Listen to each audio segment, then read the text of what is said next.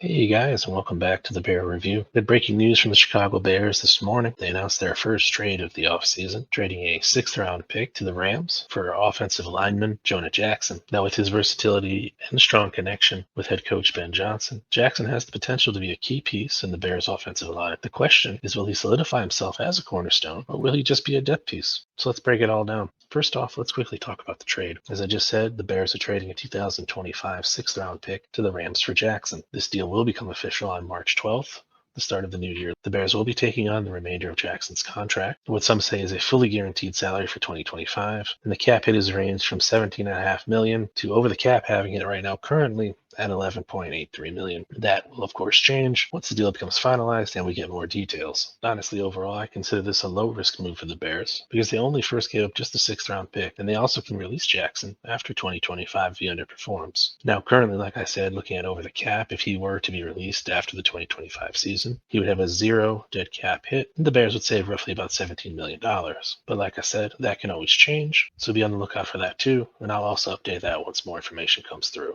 I can be fairly certain that Jackson's familiarity with Bears head coach Ben Johnson, who was his offensive coordinator in Detroit, was a significant factor in this trade. Now, currently, the experts are very high on this trade and believe Jackson can provide high impact in both the running game and the passing department if he stays healthy. The good thing about Jackson is he's only 28 years old. He ended up signing a 3-year, $51 million deal with the Rams last March, and unfortunately had a major injury and was put on IR and lost his job. This is where the Bears step in. They can take advantage of that situation. And like I said before, he does have a connection with Ben Johnson. He was actually drafted in the third round by the Lions in 2020 and made the Pro Bowl in 2021. I'm briefly going to toss up his PFF grades. Now, these here are from 2020 to 2024, just to give you an idea of how Jackson was across that time period. Of course, from this, you can see that Jackson's main strength was his run blocking ability. He had a great season in 21 and 22, and then stayed fairly consistent across his career. While his pass blocking ability by this chart most would only consider average at best. Now, of course, I do quickly want to caveat this, that PFF is by no means the end-all be-all in evaluating players. They're just data points, so take them with a grain of salt. Jackson's major strength really is his position versatility and his consistency. So what I have here for you guys is his snap count and pressures allowed. I have it going from his newest in 2024 all the way down to his rookie season in 2020. Now, how these numbers are situated is, we'll use 24 for an example. The 267 is his total snap count for the year. The 9 is his total pressures given up, and the 29 is how many snaps in between each pressure. A primary concern with Jackson is his injury history. He's dealt with various injuries throughout his career that haven't cost him his games. In 2023, he missed a few games due to injury, but 2024 is the big one. He fractured his scapula,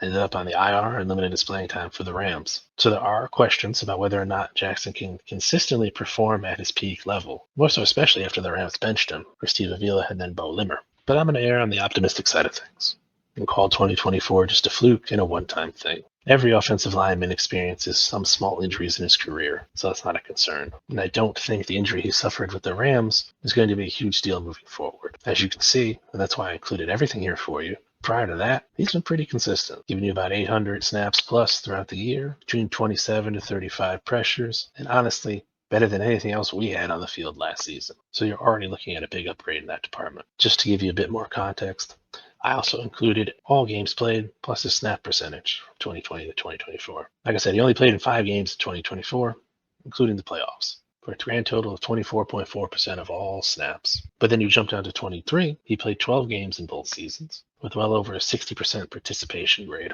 And the big ones were in 21 and 20. He played in all 16 games with over 90% of the snaps played. I feel he can return to that level of play. Jackson also offers a ton of flexibility with experience at both guard and center. That's going to make him a valuable asset for the team moving forward, and also since the team needs to fill multiple roles, it gives us a lot of options. Like I said, he started games at both guard and center, showcasing his ability to adapt along the offensive line, which you have here is his total snap count by position. Again, I include his total 4,049 snaps. He played 3,706 at left guard for 91.5%, 211 at right guard for 5.2, 131 at center, 1 snap lining up inside the tight end, but he never played tackle. So odds are we're never going to see him there. But as you can see, he can play both guard slots efficiently, which is what we're looking for after the release of Nate Davis, and unfortunately it seems that Tevin Jenkins is also gone. Overall, this deal is just going to be the first domino to fall. Is he a super elite world-breaking player?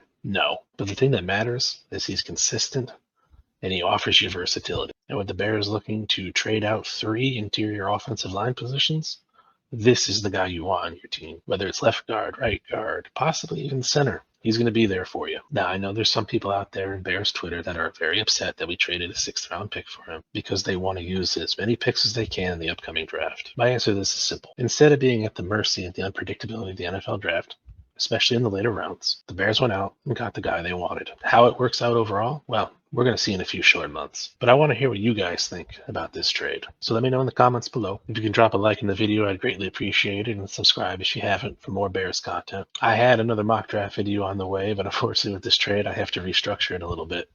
So I'm going to try to get that out late tonight or tomorrow. So I'll be on the lookout for that. Again, I appreciate everyone for watching. And as always, until next time, bear down.